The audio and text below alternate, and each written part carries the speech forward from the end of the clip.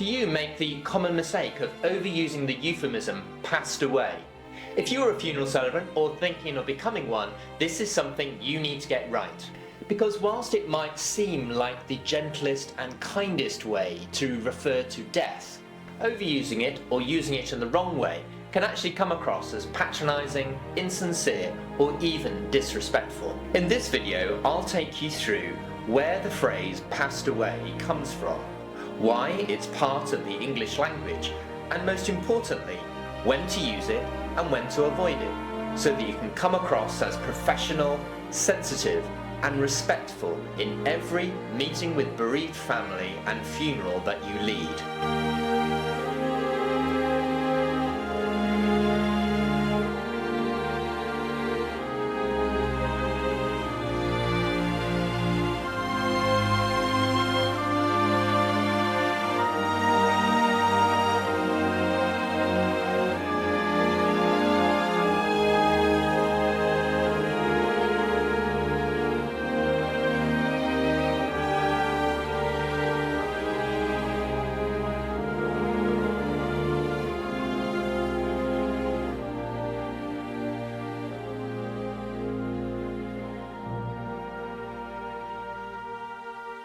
When I train funeral celebrants, it always surprises me how many automatically use the phrase passed away without really understanding why.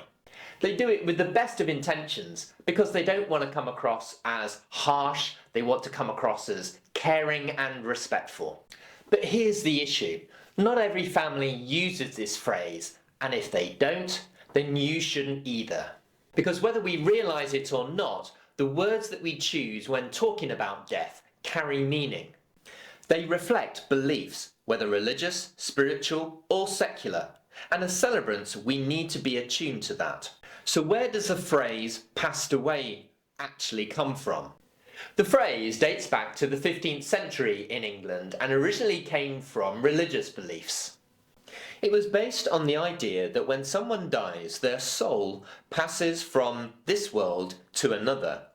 Over time, it became a common way to refer to death more gently, especially in Christian and other religious traditions. And that's why it's so important to actively listen to families about how they speak about their loved one. If they say, "Dad passed away peacefully," they're telling you something about how they view his death. They're comfortable with that language. But if they simply say, "Mum died last week," or "We lost our sister recently," that tells you something too. Now some people might think, does it really matter? Surely it's just a nice way of saying someone has died. But actually it does matter. Let's take the medical profession as an example. Doctors and nurses have to balance being clear and factual with being sensitive and compassionate. If a doctor always said, "I'm sorry your father has passed away," instead of simply, "I'm sorry your father has died," they wouldn't be doing their job properly. Because overusing euphemisms instead of using clear, factual language can actually create confusion, false hope, or distance at a time when people need honesty.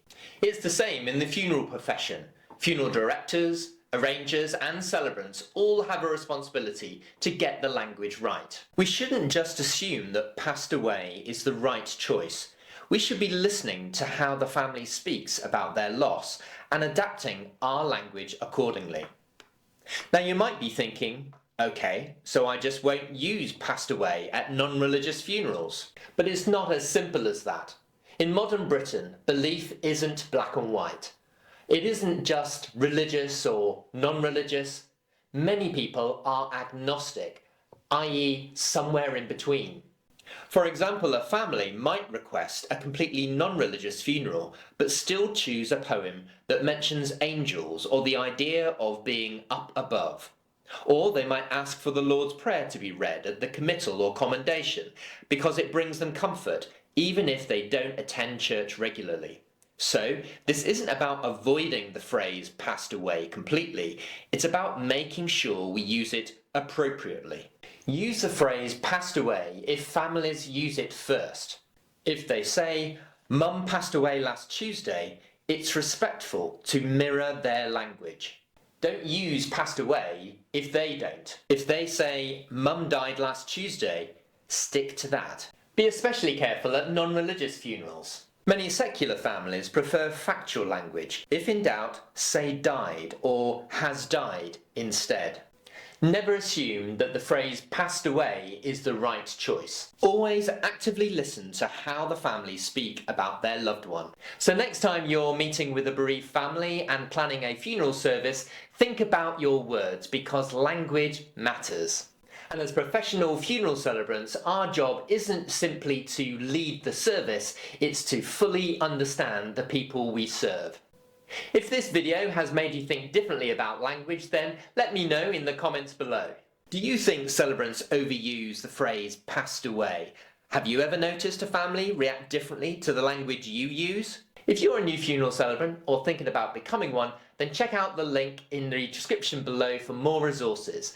And remember, please give it a like and subscribe to this channel and hit the bell icon to get further notifications of when the next video drops for more tips and inspiration about becoming a successful celebrant. Thank you for watching and I'll see you next time.